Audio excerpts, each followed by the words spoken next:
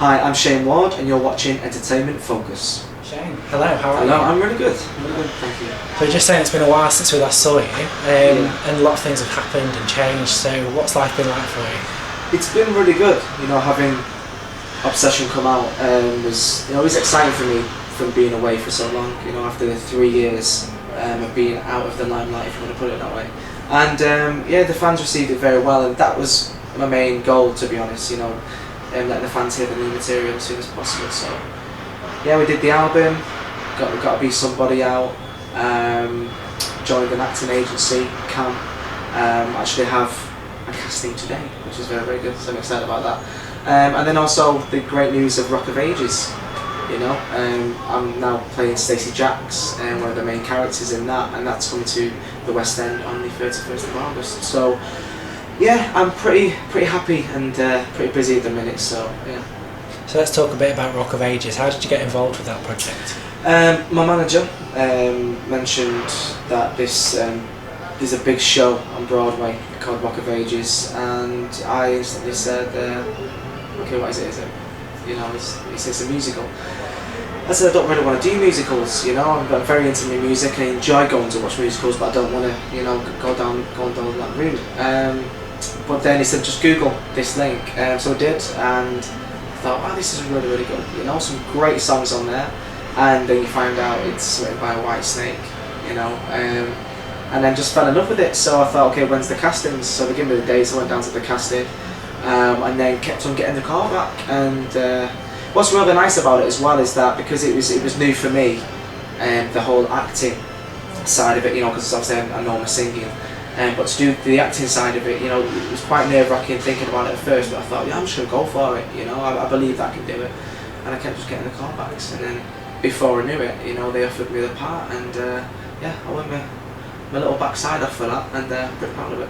So it's going to be quite a challenge then, isn't it? Because it's quite different to what we're used to hearing from you, because the music you normally release is more pop with R&B influences. Yeah. So this is going to be something completely different. Yeah, it's great for me because a lot of the songs are classics, like from Foreigner, I Want to Know What Love Is, to Bon Jovi, Dead or Alive, and I'll get to sing, let's put it this way, the songs that are on my iPod anyway, that I always sing to when I'm at home. So to actually get to sing it every single night, but to avid rock fans, is going to be pretty amazing. So yeah, it's something different, and it's going to be nice for people to see my personality a lot more shine through.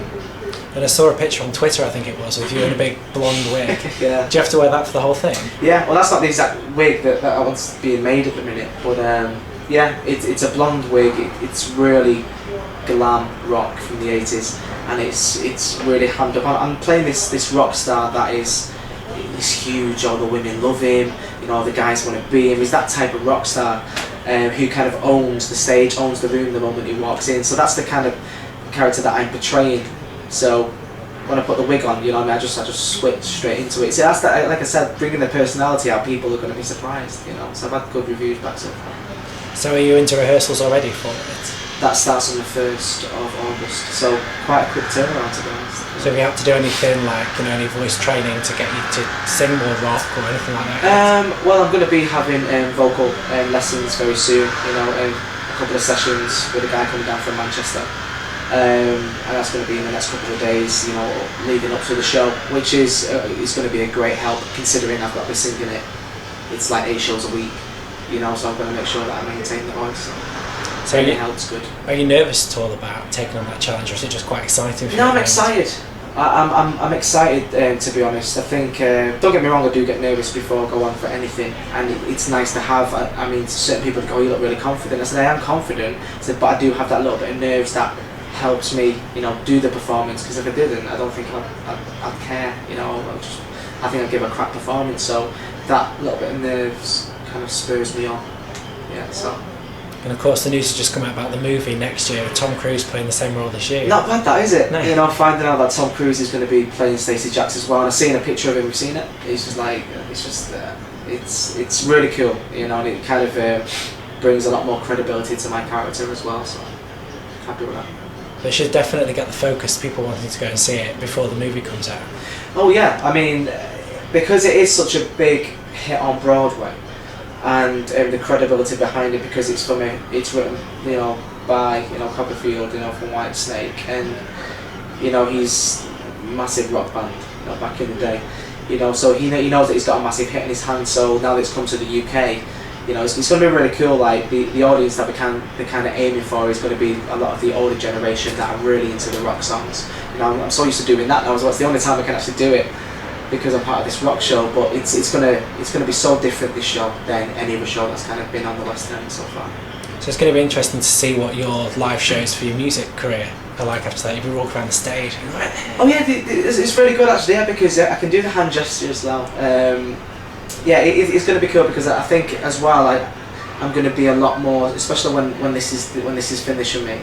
I'm going to be a lot more kind of adventurous with ideas on stage. You know, like for me up and coming shows. So let's talk a bit about your music career. I don't want to dwell too much because there's been lots reported on parting with the label and things like that. But in terms of now moving on from the label which you were with, from the X Factor, have you got now a new sense of freedom to be a bit more experimental? Oh, you get instant freedom, you know, because everyone knows what it's like to be part of a record label. So for me, it was, you get to be a little bit more experimental, you know, make a lot more of your own decisions, rather than kind of everything being kind of overseen by the highest person. So for me, it's like doing this show. I have the single "Must Be a Reason," you know, that's going to be coming out soon as well. So yeah, I get to be a lot more free with my own decisions, which is quite refreshing for me. And talking about the single, I was watching the video earlier, and that's the collaboration with J Pearl. Yeah. Tell us a bit about that track. Yeah, that first came about. You know, it's on my album On Session, and you know, from Lucas Seacon, fantastic guy, fantastic producer.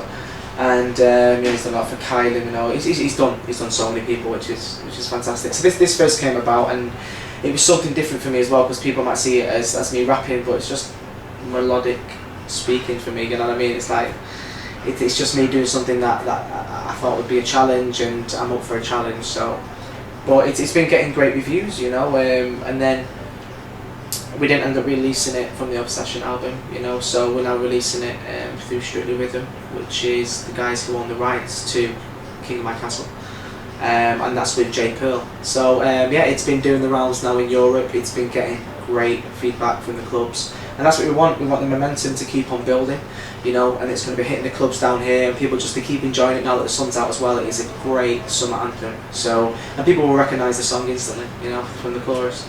So very pleased with it and excited to see the album. See, I'm really pleased that I made it as a single because I heard the album, and I like the album. But I always thought, following the X Factor, that you would come out and do more, not be Justin Timberlake, but do more of the kind of the funkier tempo stuff. Yeah. So can we expect more of that in the future? Well, a lot of people did, and they talk about the swagger, if they want to put it that way. But my voice lies very old school. I'm very into the big songs. And I can do obviously the R&B, but it'd have to be, you know, like pop R&B and things like that. So, you know, I've got a great song that I did with Taylor Cruz, you know, that I'm looking, you know, to definitely revisit and touch up again, because it would be great for the summer to bring out, you know. So you will see a lot more kind of R&B still coming from me. I'm not going to do that.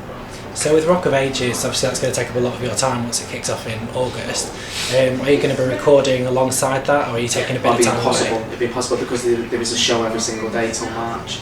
So I think this is just the time for me now, well, my management, you know, to start putting the recording in place the moment that I finish.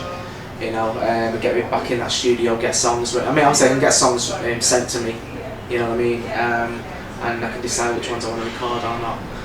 So yeah, I'm going to kind of get a move on with that. So we won't have to wait 3 years for this one, no, so no, that'll be... It was a crazy one, that whole 3-year thing. I can't understand it. A lot of the fans can't understand it. And I shouldn't have went away for 3 years. It was ridiculous, you know. I mean, I was kept away from the public eye even before that anyway, and that was stupid, you know. So I think for me, you know, being part of this West End and getting my personality out is something. Like even being part of all the shows like Chatting Man, you know, Celebrity Juice. I've always wanted to go on them. Never mind the Buzzcocks. They're the things that I love. I find very humorous, and I want to go and enjoy being on the show. So now I said to the management, I'm going on those shows now because I want to be on them. You know what I mean? I want to show people my personality, and just get myself back out there, because for some strange reason I was always held back. And yeah, I told my manager Alan, and that's I'm like, ain't gonna happen no more. Which is kind of bizarre, isn't it, that happened? Because on the X Factor you were known for being quite cheeky and fun, and then as soon as... So why stop that? As soon as the records came out, like you say, you were seen for singles, and that was... That's why a lot of people turn around and say as well that they don't know my songs, they don't know me, so then they'll... Even like idiots that'll be nasty. You know, you'll always get your fair share of people that want to kind of be negative towards you, and that's what comes with the territory. But a lot of the people don't know my personality, and that's what I want to get across. You know what I mean? I want to just like show people like, hey, this is me. You know, this has been me since 2005. You know, and I'm not going to deny them of that anymore. So how do you deal with the negativity and things? Yeah, you just have to. I think that's the only answer I can give. You know, I think if you let it get to you, you become very bitter very quickly, and then that shows. You know what I mean? And I think that could really ruin you. And I don't think I'd be sat here today, if I'm honest, if I was very bitter at the time. Because I noticed Shayne Ward last night on Twitter, somebody had tweeted at her and said, why don't you just die? Which is just awful. And she gets on Twitter arguing, and I'm thinking, should she be doing that? I mean, what would be your tactic? Yeah, I mean, well, don't get me wrong, I mean, I've got a big family, which is really nice, because if I don't say something, they do. But then I have to tell them, you can't be saying that, you know what I mean? They're like, yeah, I was thinking of you. But they're very good as well, biting their tongue, you know, they hold back in a lot of things. But I think it's right, but you have to be clever, because people can take what you say, and before you know it, you're in the papers saying the wrong thing on Twitter, because that's the whole world of press now, isn't it, Twitter? So I've got balls to say stuff back to people, but the biggest kind of shut your face is block.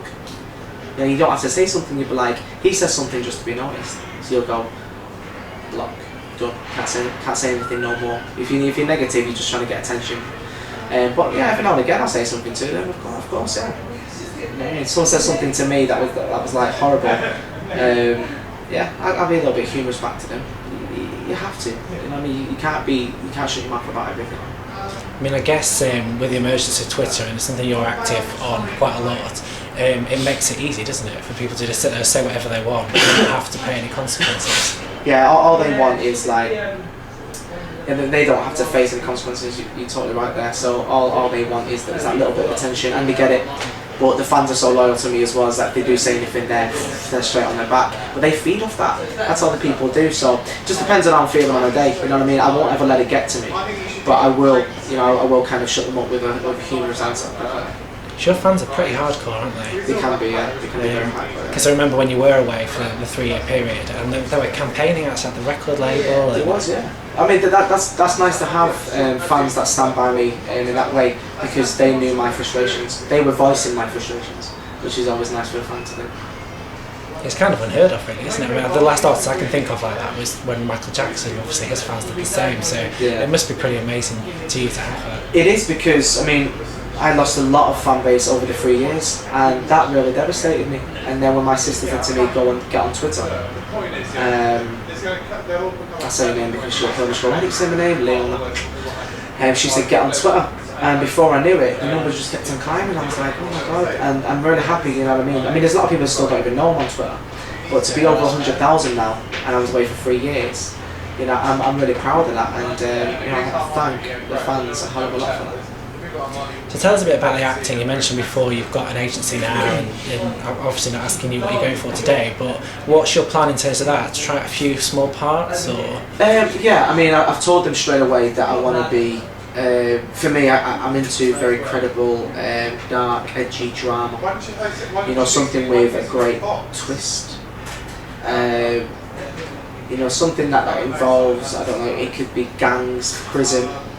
You know, something where you get into it, you know what I mean, I can get my teeth into the character straight away. That's something that I've always liked. You know, it's even like, I'd love in the future if I was ever lucky enough to get the opportunity to cast for something by Guy Ritchie in the same style film as Snatch or something like that. I love things like that. So anything like that would be cool.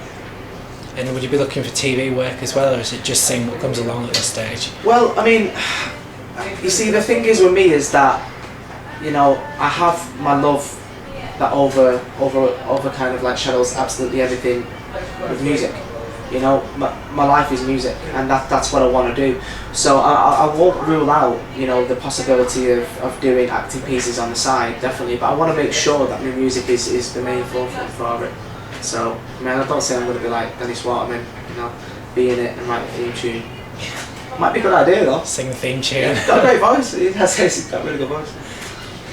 So is there anything else that you've got time for this year? You've obviously got Rock of Ages, and then straight after that you'll be recording. Is there anything else that you'd be up to, or is it just all Rock of Ages now? It's just going to be Rock of Ages.